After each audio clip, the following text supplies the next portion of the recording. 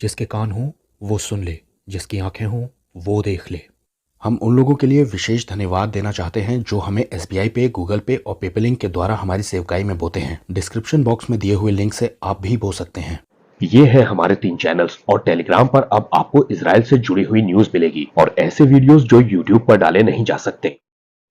प्रकाशित वाक्य में यूहन्ना एक ऐसी पुस्तक को देखता है जिसके ऊपर मोहरें लगी हैं। आखिर ये किस तरह की किताब थी और जब उसकी मोहरें तोड़ने के लायक कोई भी नहीं निकलता है तब यूहन्ना इतना ज्यादा रोने क्यों लग जाता है? और परमेश्वर ने इजरायलियों की व्यवस्था में ऐसे कौन से 2 नियम बताए थे जिसको पूरा करने के लिए यीशु मसीह को आना पड़ा? और क्यों शैतान इस बात को चाहता है कि सारी दुनिया के लोग ये मानने लगे कि खुदा इंसान नहीं बन सकता और मसीह विरोधी यानी एंटी क्राइस्ट ये इस्लाम धर्म से ही क्यों निकल कर आएगा? रूत की किताब का इन सब बातों से क्या लेना देना है? आइए इस वीडियो में हम जानेंगे कि यीशु मसीह का जन्मदिन आखिर पूरी दुनिया मनाती क्यों है और उसके शरीर में पैदा होने की वजह क्या थी। प्रकाशित वाक्य 5:1 और जो सिंहासन पर बैठा था मैंने उसके दाहिने हाथ में एक पुस्तक देखी। ये फादर गॉड है और उनके हाथ में है ये किताब जो अंदर और बाहर लिखी हुई थी और वो 7 मोहर लगाकर बंद की गई थी। अब किताब इतनी इंपॉर्टेंट है कि पिता परमेश्वर खुद इसे अपने दाहिने हाथ में लिए हुए हैं। आखिर क्या है ये किताब? ये दूसरे नंबर की सबसे इंपॉर्टेंट किताब है बाइबल की। पहली किताब तो मेमने के जीवन की पुस्तक मानी जाती है, लेकिन दूसरी सबसे इंपॉर्टेंट किताब ये है। इसे समझने के लिए उत्पत्ति 1:28 को देखिए। और परमेश्वर ने उनको आशीष दी और उनसे कहा, फूलो फलो और पृथ्वी में भर जाओ और उसको अपने वश में कर लो और समुद्र की मछलियों और आकाश के पक्षियों और पृथ्वी पर रेंगने वाले सब जंतुओं पर अधिकार रखो। इंग्लिश में लिखा है हैव डोमिनियन ओवर। ये पृथ्वी और क्रिएशन ये सब कुछ आदम को सौंपा जा रहा है अधिकार रखने के लिए। अब पृथ्वी पर भर जाओ का मतलब ये है कि आदम और उसकी संतानें ये पूरी सृष्टि पर अपना अधिकार रखने वाली है। लेकिन आदम के पाप करने की वजह से एक बहुत भारी गड़बड़ हो जाती है, लेकिन परमेश्वर इस गड़बड़ को ठीक करने का भी इंतजाम करते हैं।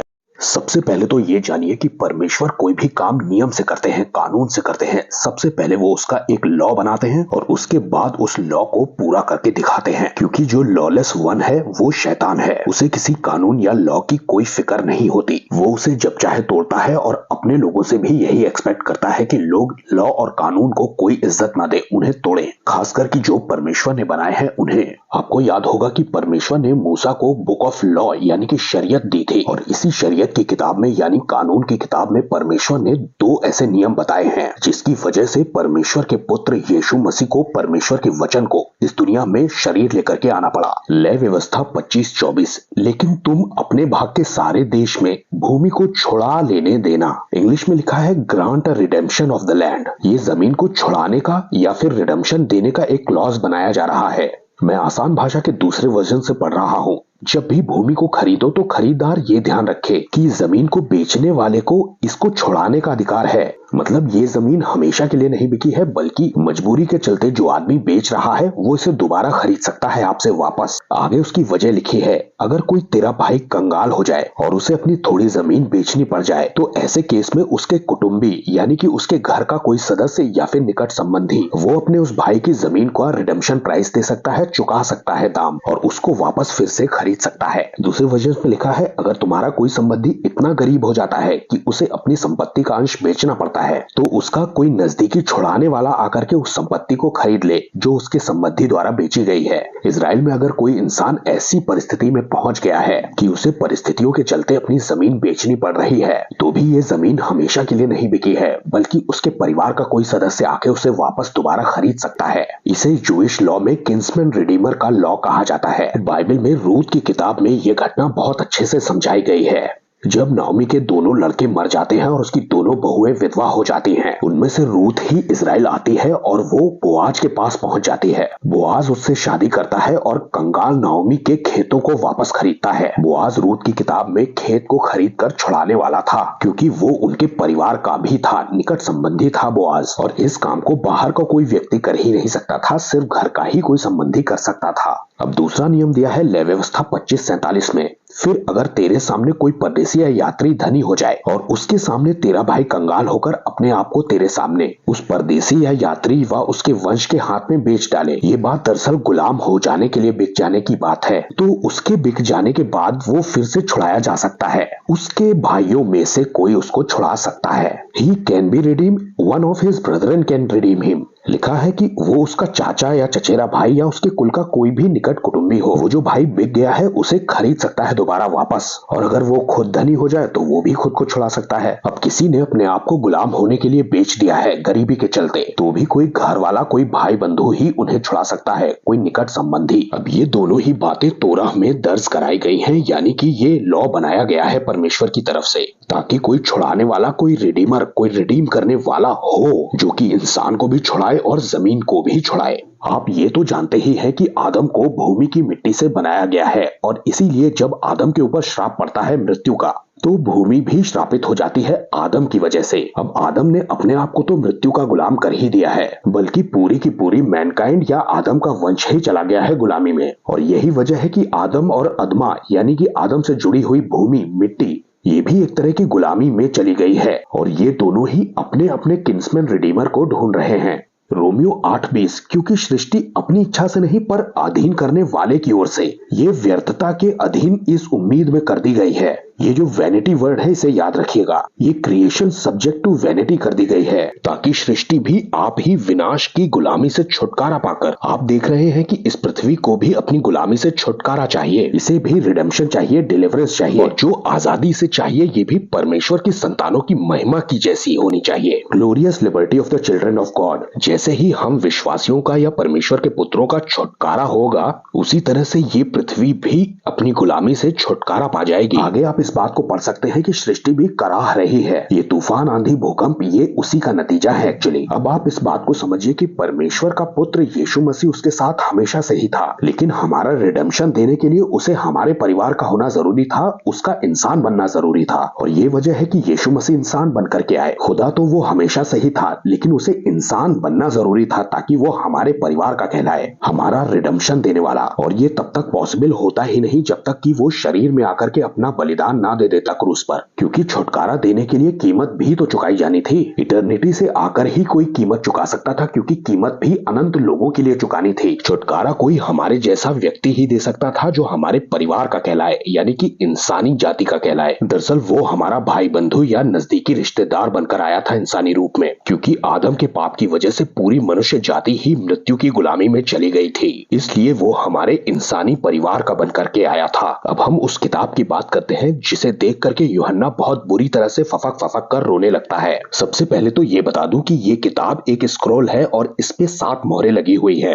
आपने अभी तक इसके ऊपर लगी हुई 7 मोहरों वाली तस्वीर ही देखी होगी, लेकिन ये सही नहीं है। दरअसल इस किताब में 7 मोहरें लगी हैं अंदर, और ये बाहर से दिखाई देती हैं। दरअसल एक मोहर तोड़ने के बाद ये किताब उतनी ही पढ़ी जा सकती है जब तक कि दूसरी अंदर लगी हुई सील ना आ जाए, और फिर दूसरी मोहर खोलनी पड़ेगी, तब आगे का हिस्सा खुलेगा। मतलब मोहरें खोलते जाइए और आगे का हिस्सा पढ़ते जाइए। अब जानिए कि ये किताब इतनी महत्वपूर्ण है क्यों, कि फादर गॉड इसे अपने हाथ में लिए हुए हैं। दरअसल ये किताब या ये स्क्रॉल जिस पर मोहरें लगी हुई हैं, ये पृथ्वी की टाइटल डीड है। जी हाँ, जमीन की टाइटल डीड, भूमि का दस्तावेज है ये। यूहन्ना दरअसल इसलिए रो रहा है कि अगर इस किताब की मोहरें तोड़ने के लायक कोई न निकला, अगर कोई वर्दी या योग्य व्यक्ति नहीं मिला, तो भूमि या ये सृष्टि ये छुटकारा नहीं पाएगी, ये गुलामी में हमेशा हमेशा फंसी रहेगी। लेकिन ऐसा नहीं होता है, बल्कि यीशु मसीह इसकी मोहरें तोड़ने के लायक या योग्य निकलते हैं, और इसी वजह से यीशु मसीह के 1000 साल के राज्य में ये सृष्टि भी अपनी दासत्व से, अपनी गुलामी से छूट जाएगी। रैप्चर पर हम इंसानों के शरीरों का छुटकारा हो जाएगा हमारे भाई बंधु यीशु मसीह के द्वारा, और मिलेनियम राज्य में ये पृथ्वी या सृष्टि भी अपनी गुलामी से पूरी तरह से छूट चुकी होगी। पृथ्वी की टाइटल डीड की मोहरें तोड़ करके वो यही साबित कर रहे हैं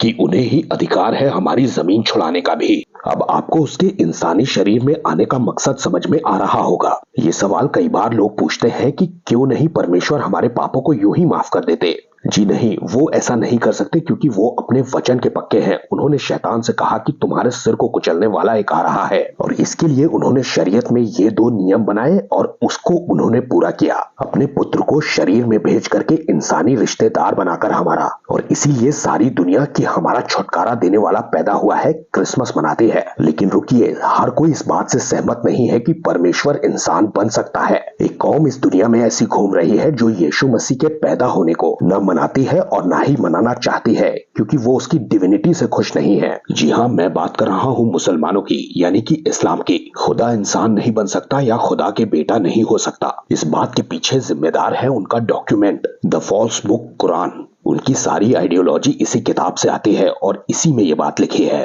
प्रॉब्लम दरअसल इनके स्क्रिप्चर में है, बजाय अपनी गलती को गलत कहने के बाइबल को गलत कहा जा रहा है। क्यों नहीं हो सकता खुदा के बेटा? क्योंकि कुरान कहता है, लेकिन बाइबल तो बताती है कि ऐसा होगा और ऐसा हुआ है, तो बाइबल ही गलत होगी तुम्हारी। इस्लाम के ऊपर एक ऐसी आत्मा चढ़ी हुई है जिसे यीशु के चेले यूहन्ना ने एक्सपोज किया है। यहाँ तक कि उसने ये भी बता दिया है कि मसीह विरोधी यानी एंटी क्राइस्ट वो भी इसी मजहब का होगा। पहला यूहन्ना 4:1, हे प्रियो, हर एक आत्मा का यकीन न करो, वरन आत्माओं को परखो कि वो परमेश्वर की ओर से है भी कि नहीं, क्योंकि बहुत से झूठे नबी जगत में निकल खड़े हुए हैं। आगे जांचने का तरीका बताया जा रहा है। परमेश्वर का आत्मा तुम इस तरह से पहचान सकते हो कि जो कोई आत्मा मान लेती है कि यीशु मसीह शरीर में होकर आया, वो परमेश्वर की ओर से है। इंग्लिश में लिखा है, every spirit that confesseth that Jesus Christ came in the flesh. वो फ्लैश में आया था, वो शरीर में आया था। इस बात का क्या मतलब है, अभी बताता हूँ। परमेश्वर की ओर से है ऐसे व्यक्ति, ऐसी आत्मा। अब इन आयतों को पढ़ करके आप सोच सकते हैं कि मुस्लिम्स तो मानते हैं कि यीशु मसीह शरीर में आया, वो तो एक इंसान ही था, यानी कि वो परमेश्वर की ओर से है। जी नहीं, यहाँ ये बात नहीं हो रही है। पूरे कॉन्टेक्स्ट के साथ इसका मतलब ये नहीं है कि वो ह्यूमन बन के आया था, बल्कि वो डिवाइन था और वो शरीर लेकर के आया था, और इसी बात को वो नहीं मानेंगे। तो ये जान लेना कि ये लोग परमेश्वर की ओर से नहीं है। अगली आयत में तो ये भी बता दिया गया है कि यही आत्मा है वो जो एंटी क्राइस्ट का आत्मा है, जो आने वाला है, और उसका आत्मा अभी भी काम कर रहा है।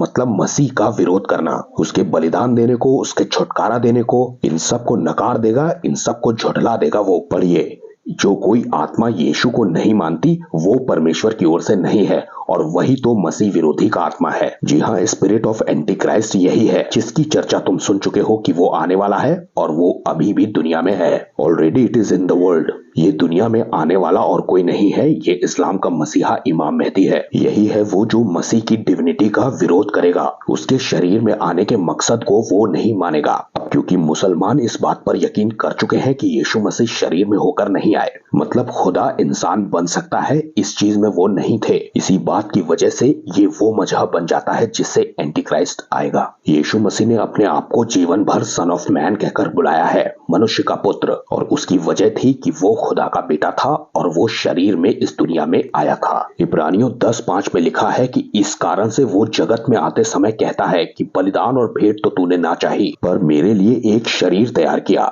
But a body thou has prepared for me. Yeshu Masih शरीर में आने का इंतजार कर रहे थे अपनी डिविनिटी में। आगे लिखा है कि जब होम बलि और पाप बलि से तू प्रसन्न नहीं हुआ, मतलब कि जानवरों के बलिदान से तू खुश नहीं हुआ, तब मैंने कहा मैं आ गया हूँ, क्योंकि पवित्र शास्त्र में मेरे बारे में लिखा हुआ है, ताकि हे परमेश्वर मैं तेरी इच्छा पूरी करूं। मैं शरीर में इसलिए आ गया हूं क्योंकि मेरे बारे में लिखा हुआ है कि मैं तेरी इच्छा पूरी करूं। जी हाँ, यीशु मसीह का शरीर में आना परमेश्वर की इच्छा थी, ताकि हमारा और इस सृष्टि का छुटकारा दिया जा सके। और यही डिवाइन परमेश्वर के डिवाइन वर्ड ऑफ गॉड का फ्लैश में आने का, शरीर में आने का सबसे बड़ा कारण था। सबको जय मसीह की।